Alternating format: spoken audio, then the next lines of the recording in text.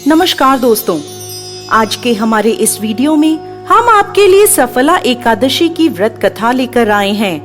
एक समय की बात है जब महाराज युधिष्ठिर भगवान श्री कृष्ण से अत्यंत महत्वपूर्ण प्रश्न पूछते हैं। हे जनार्दन, पौष मास के कृष्ण पक्ष में कौन सी एकादशी आती है और किस प्रकार इसका पालन करना चाहिए? कृपया इस बारे में मुझे बताएं। युधिष्ठिर महाराज की बात सुनकर भगवान केशव बोले, हे धर्मराज, पौष मास के कृष्ण पक्ष में आने वाली एकादशी का नाम सफला एकादशी है। इस एकादशी के दिन भक्तों को भगवान नारायण के विग्रह की पूजा अर्चना करनी चाहिए। मैं आपको सफला एकादशी की पौराणिक कथा सुनाता हूँ, ध्यान पूर्वक सुनिए। एक समय चंपावती नाम की एक सुंदर नगरी थी, जहाँ माहेश्मत नाम के एक अत्यंत पराक्रमी और धर्मनिष्ठ राजा राज्य करते थे। उनके 4 पुत्र थे। राजा का सबसे ज्येष्ठ पुत्र लुम्पक सदैव पाप कर्मों में लिप्त रहता था। स्त्री दुराचार, जुआ खेलना, ब्राह्मण और शास्त्रों का अपमान करना, वैष्णवों की निंदा करना उसके लिए सामान्य कार्य थे। उनके इन पाप कर्मों का असर राज्य पर पड़ने लगा। एक दिन राजा माहिष्मत ने उसे अपने राज्य से निष्कासित कर दिया। लुम्पक राज्य के बाहर के एक जंगल में रहने लगा, लेकिन अभी भी उसकी पापमय प्रवृत्ति में कोई कमी नहीं आई। वो दिन में जंगल के प्राणियों का शिकार करता और उनके मांस का भक्षण करता था, और रात्रि के समय नगर में जाकर लूटपाट करता था। अनेक बार लोगों ने उसे चोरी और लूटपाट करते पकड़ा भी था, लेकिन लुम्पक के पाप कर्मों का अंत नहीं हुआ। वो जंगल में एक अति प्राचीन विशाल भगवान श्री हरि के प्रिय पीपल के पेड़ के नीचे रहता था। इस प्रकार काफी समय बीत गया। आखिरकार उसके जीवन के परिवर्तन का समय आ ही गया।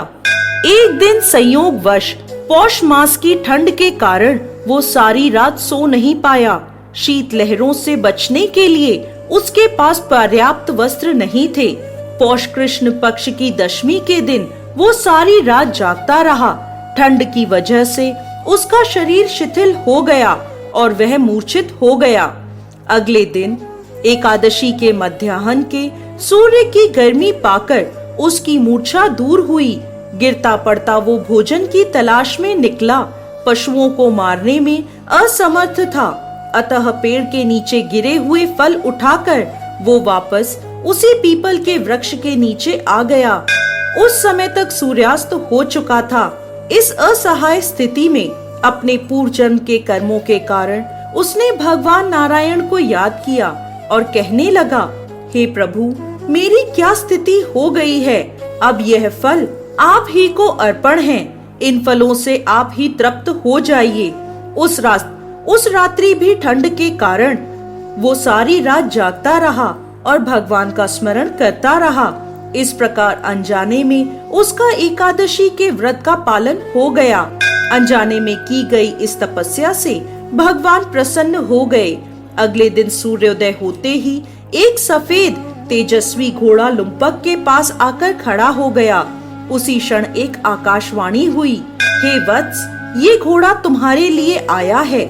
भगवान नारायण की असीम कृपा और सफला एकादशी का नियम पूर्वक पालन करने के कारण तुम्हारे समस्त पाप नष्ट हो गए हैं। अब तुम इस घोड़े पर सवार होकर अपने पिता के पास अपने नगर में वापस चले जाओ।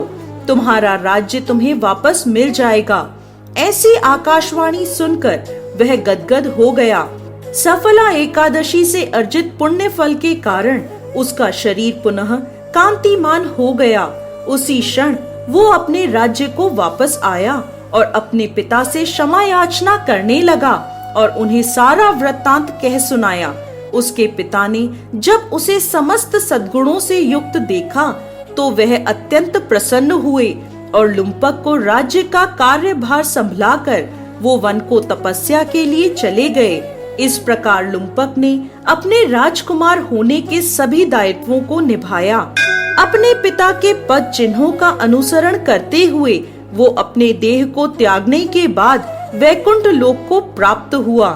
कथा समाप्त करते हुए भगवान श्री कृष्ण कहते हैं, हे राजन, जो व्यक्ति सफला एकादशी की इस कथा का श्रवण या पाठन करते हैं, उन्हें राजसूय यज्ञों का पुण्य फल प्राप्त होता है। उनके समस्त कष्ट नष्ट हो जाते हैं और अंत में वैकुंठ को वो प्राप्त करते हैं। जय श्री हरि विष्णु।